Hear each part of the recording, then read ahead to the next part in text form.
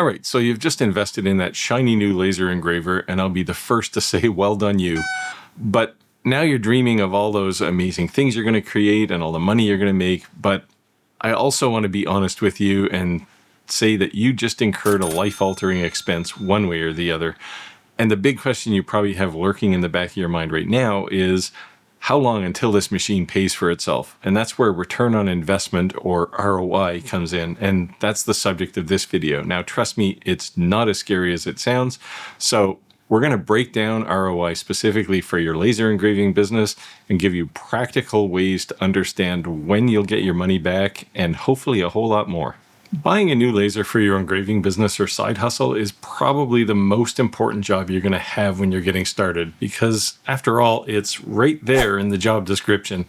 But spending a ton of money on an unknown venture can drive you crazy because you're never really sure when that massive expense is going to be off your books. So I put together 4 things that you're going to want to know about return on investment and hopefully relieve some of that misery that you're suffering on that huge bill you just incurred.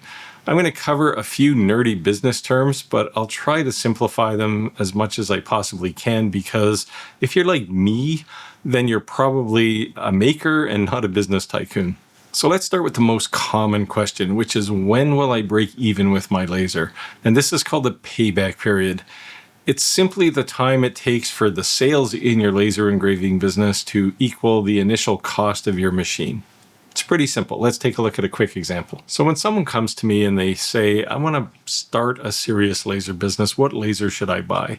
Inevitably, I'll recommend something like this xTool P2S. It's a CO2 laser rather than a diode laser, which means it can cut and engrave quite a few more materials. The downside is it's about $5,000. So let's say you buy that and now you've got this $5,000 debt sitting on your books. But as part of using that laser, you've managed to consistently earn $1,000 a month in profit after your material costs and your shipping and maybe labor if you're taking a salary, but you have $1,000 profit. That means your payback period on that laser, if you take that $1,000 and put it on your $5,000 debt, is 5 months. After that 5-month period, every single dollar you make with that laser is profit. And that's really all the payback period is. It's a pretty simple concept. It's the time that it takes for you to pay off whatever equipment you're working with in your shop, in this case, a laser. All right, so now we have a good understanding of when our laser is going to be paid off. We still don't know what return on investment is yet, but we're working towards that. But to do that, we need to take one step back and look at some of the dimensions of your business. And there's a million of those, but we're going to talk about 3, exactly 3. And they're all around money. The first one is revenue. And revenue is your sales. You made a bunch of things on your laser and you took them to a market or something and you sold them. And let's say maybe it slowed down later in the year, but our gross revenue is $12,000. And we use some of that to pay our laser. So the next obvious thing we have is expenses. And expenses, let's say that's $8,000, $5,000 of that is our laser, maybe $3,000 is some of the other things we've done. We bought our material, maybe some wear and tear on our machine, and some of our time potentially, maybe not in the first year, but there's definitely expenses. So if you look at the $8,000 in expenses and the $12,000 in gross revenue, there's a gap there. There's $4,000 gap. And what that is your net profit. And the fact that it's positive is a good thing. That means you made money. You made more than you spent. And that's a good thing because that means we're profitable, and that's where you want to be, obviously. And now we can actually calculate a return on investment, or in this case, think of it as a profit margin, because we're a product company. So the way to do that calculation is you take your net profit, which in our case was $4,000, you divide it by your expenses, which was $8,000, and that gives you exactly half, or 50%. Now, that's an important metric because for the rest of this video, we're going to talk about how to optimize that. So in our example business here, our average profit margin was 50%. And that's not a bad goal to start with, but over time, you're going to want to make sure that that number is increasing. In the real world, we'll say I work on a profit margin of 75 to 85%, and that's an average. Some things are higher, some things are lower, but it's always in that average.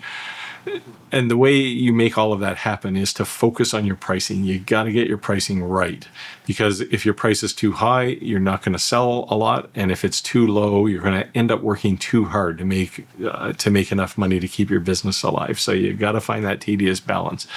Instead of just doing what everybody else is doing, go on a hunt. Look for high margin, low effort products. I've been very public about my coaster gripe. I don't make coasters, at least not for profit, because they aren't high margin. Too many people make them, and they're really actually not low effort either. So I just don't make them. Instead, what I focus on is things that I can spend just a little bit of money on material and I can sell them for a lot. So I just did a video here recently, if you're in volume, making earrings. And it's not a glamorous job, but the profit margins are in the thousands of percentage points. So you don't have to make a lot of them, and it's really easy. You can make 80 or 90 of these things on a sheet at the same time. So that's the kind of products you want to look for if you're doing volume.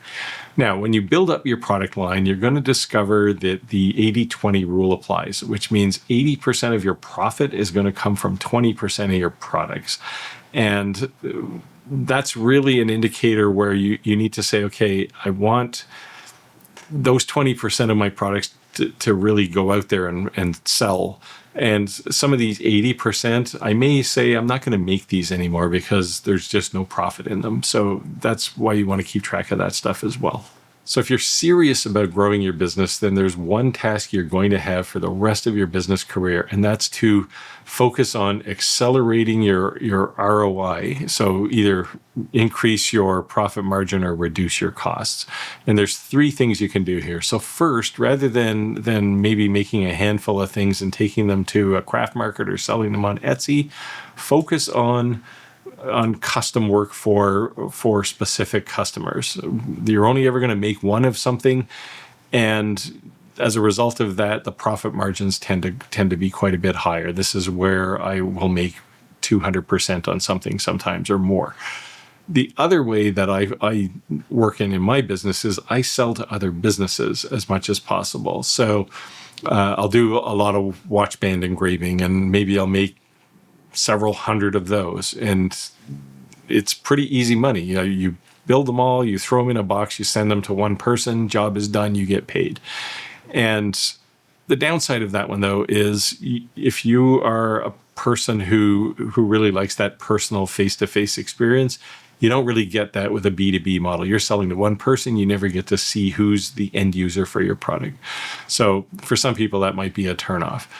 The final thing you can do is actually inside your business. If you know you're going to make, say, 600 watch bands, you're not going to put one watch band on your laser at a time. Make a jig, make some templates so that you can make 10 or 15 or 20 or 100, however many you have room on your laser for, because that's an economy of scale solution where you're making a whole bunch of things at one time. You don't generally have to stand there and stare at it. You can go off and do something else, so you can multitask.